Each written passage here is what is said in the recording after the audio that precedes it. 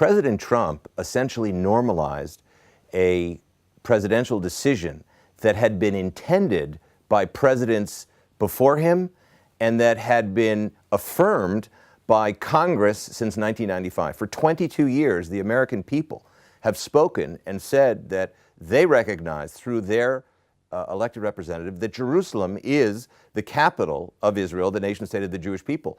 That fact is well accepted and supported across the Israeli public and political echelons. And what President Trump did was essentially to recognize a political fact in Israel and an historical, and to correct an historical injustice. He even said in his speech, Israel has had Jerusalem as the capital of two previous commonwealths, and this is the third Jewish sovereign entity in 3,000 years. So he's recognizing a fact that has existed in Israel historically and among American lawmakers and the intention of past American presidents. Dan, are you not concerned that Trump's message will cause irreparable damage to the peace process? Well, I think, Steve, that this decision by President Donald J. Trump to move the American embassy to Israel and to essentially recognize publicly Israel's capital, Jerusalem, will actually pave the road to peace.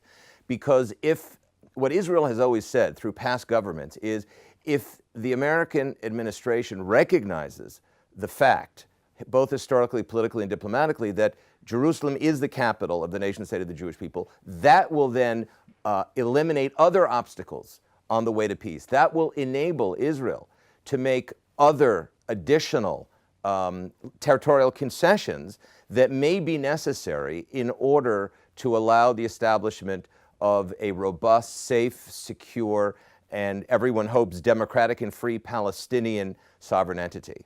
The Hamas and the Palestinian Authority are both talking about days of rage and strikes and lots of protests about Trump's speech.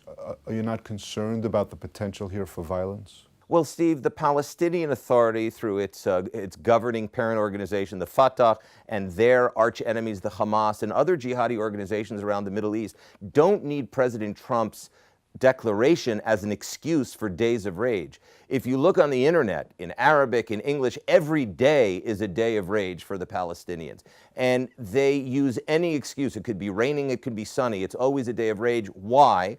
Because they reject any Jewish claim to any territory anywhere in the Middle East, period.